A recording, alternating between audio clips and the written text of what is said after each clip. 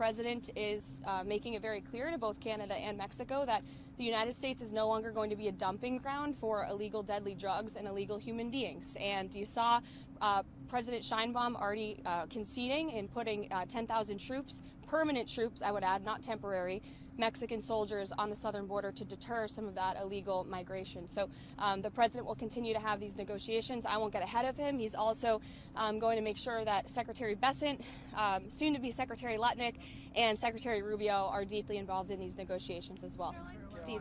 Speak to the president of China and what will be the agenda? Sure. Well, he said in the Oval Office it'll happen in the next couple of days. I don't have a schedule yet, but I can check with NSC and let you guys know. And we'll obviously provide a readout of that call either via White House statement like we do or via Truth Social like we do sometimes as well. Caitlin. Can you confirm that Elon Musk is a special government employee? Yes. What kind of security clearance does he have?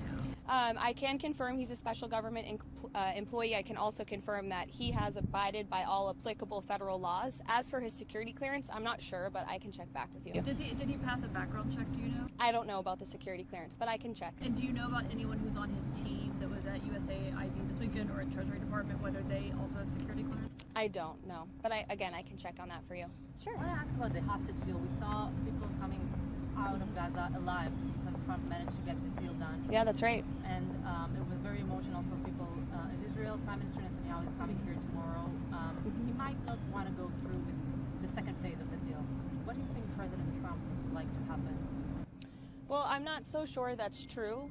The ceasefire was extended because of the work of President Trump and his presidential envoy, Steve Witkoff, who has proven to be an incredibly effective negotiator. And the president and this entire administration are committed to having all of the hostages come home. And as you've seen, his team is working very, very hard to do that. We already saw one American hostage coming back home, and another That's one right. will be back home soon. Yes, we hope so. Karoline. Sure. Karoline, the president's a keen watcher of the financial markets. How much did Wall Street's fall this morning have an impact on his decision in regards to the Mexico tariff decision? It had no decision. What impacted the delay on the tariffs was the president of Mexico committing to putting 10,000 permanent soldiers on the U.S.-Mexican border.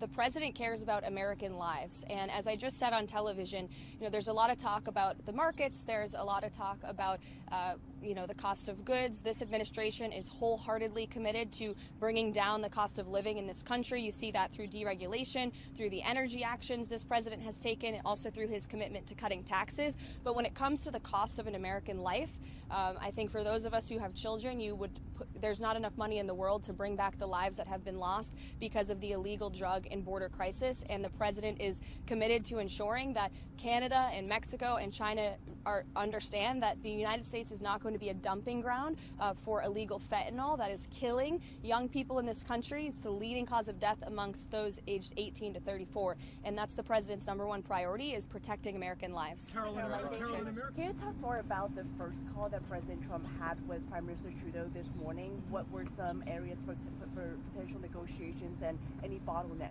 Yeah, I hate to be coy, but just because I believe they're on the phone right now, I'll have to go in and check. I don't want to get ahead of the discussions or the conversations, but in the effort of transparency, we will either provide a readout or you'll hear from the president directly. Karoline, what do you say to Americans who understand the president's negotiating strategy and understand the goals that he's trying to achieve with tariffs, but are worried they're going to get caught in the middle of this and feel the pain, potentially in the short term or even long term? Well, they won't get caught in the middle if they just comply with what the United States is asking for, which are very simple measures to work with us when it comes to border security, to cooperate with the repatriation of their nation's citizens. You saw President Trump effectively utilize tariffs when he was negotiating with Colombia last weekend as well. Ultimately, they conceded and agreed to the deportation flights that many of them have landed in the last week. Karoline and Nick. Karen. Do you know if Mr. Musk took the same oath that you and other senior advisors to the president took about adhering to the Constitution, following the law? Do you know if he took that oath? I don't know the answer to that question, but like I told Caitlin, I can get back to you guys on that. And do you know what expertise he has in the areas of global health or humanitarian aid to be able to assess what's happening at USAID? Well, first of all, Elon Musk is a once-in-a-generation business leader. He is an entrepreneur. He serves as a great ally and a friend to the president. And I think Elon Musk also has a little bit of common sense. And I think the American people really appreciate that when it comes to the federal government, because it seems like all common sense has been lost in this city.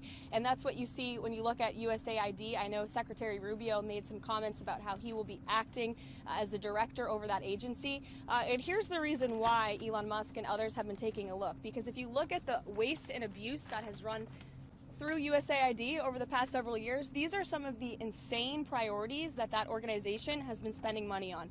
$1.5 million to advance DEI in Serbia's workplaces, $70,000 for a production of a DEI musical in Ireland, $47,000 for a transgender opera in Colombia, $32,000 for a transgender comic book in Peru. I don't know about you, but as an American taxpayer, I don't want my dollars going towards this crap, and I know the American people don't either, and that's exactly what Elon Musk has been tasked by President Trump to do, to get the fraud, waste, and abuse out of our federal government. Thank you, guys.